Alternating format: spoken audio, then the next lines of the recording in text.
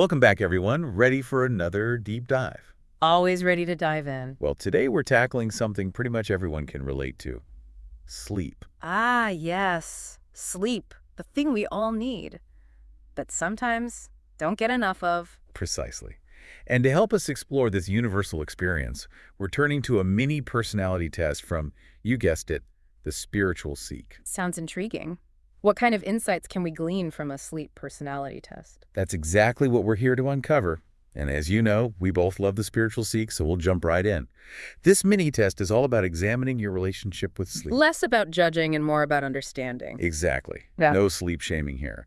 We're aiming for self-awareness, not self-criticism. I like that. Self-awareness. So how does this test work? It's pretty simple, actually. There are 6 statements, and you'll decide which ones ring true for your own sleep experiences. Okay, so like a checklist. Yeah, exactly. Just listen to each statement and honestly check off the ones that resonate with you. And I'm guessing there are no right or wrong answers here. Absolutely not. This is all about gaining a deeper understanding of your sleep patterns. Ready for statement number 1? Bring it on. Let's hear what this sleep test has to say. All right. Statement 1. I often take hours to fall asleep. Familiar. Oh, I think we've all been there. Tossing and turning, watching the clock. Right, like your mind just won't shut off. You're exhausted, but sleep feels miles away. Definitely. Sometimes it feels like the harder you try to sleep, the more elusive it becomes. Exactly. Okay, moving on to statement 2. I am often very tired, but I can't sleep. Yeah, that one's me sometimes. Oh, yeah, that's a classic. You hit the pillow completely drained, but then suddenly your mind's racing. It's like my body and mind are playing tug of war. I hear you. And sometimes the mind wins, unfortunately. Ready for statement 3? Hit me with it. I have the feeling that I sleep too little. Do you ever feel like no matter how many hours you log, it's never enough? All the time. Like I could sleep for 10 hours and still wake up feeling groggy. Well, that could signal a few things. Maybe you're not getting enough deep sleep, or maybe there are other factors affecting your sleep quality. That makes sense. It's not always about quantity, right? Mm. The quality of sleep matters just as much. Absolutely. So true. Okay, how about this one? Statement 4. I often have disturbing dreams and suddenly wake up. Ooh, nightmares. Everyone has them occasionally, but if they're happening frequently, that's something to pay attention to. Yeah, nightmares can be really disruptive to sleep, and they can also be a sign that our subconscious is trying to work through something. Interesting, like a window into our inner world. Exactly. Okay, we're on the home stretch. Statement number 5.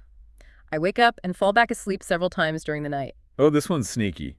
It might not seem Yeah. like a big deal, but those little awakenings can really fragment your sleep. Right. It prevents you from getting those long stretches of uninterrupted rest that your body needs to recharge. And finally, statement number 6. Sometimes I sleep more and sometimes less. I am very erratic. How about you? Consistent sleeper or more of a sleep chameleon? Oh, I definitely have my phases. Sometimes I'm early to bed, early to rise. Other times I'm burning the midnight oil. Yeah, our modern lives aren't always conducive to a regular sleep schedule. True, true. But those inconsistent sleep patterns can mess with our circadian rhythm, which can affect our energy levels and mood. So true. All right, time for the big reveal. How many boxes did you check? Drum roll, please. If you checked 0 boxes, congrats, you're sleeping like a baby. But remember, even babies have their fussy nights, so don't beat yourself up if you don't always sleep perfectly. Yeah, a score of 0 just suggests your sleep is generally in a good place. Now, if you check 1 or 2 boxes, you're showing occasional symptoms of insomnia, and that's totally normal. Life happens. Stress, travel, even a late-night coffee can throw off our sleep. It's just about recognizing those patterns and adjusting as needed. What if you checked 3 or 4 boxes? Well, that suggests you might be prone to insomnia, and these sleep challenges could be starting to affect your daily life. So it's time to take a closer look at those sleep habits, like creating a relaxing bedtime routine, limiting screen time before bed, making sure your bedroom's conducive to sleep. Exactly. It's all about setting yourself up for sleep success. Now, 5 or 6 boxes means this test suggests you might be dealing with more significant insomnia.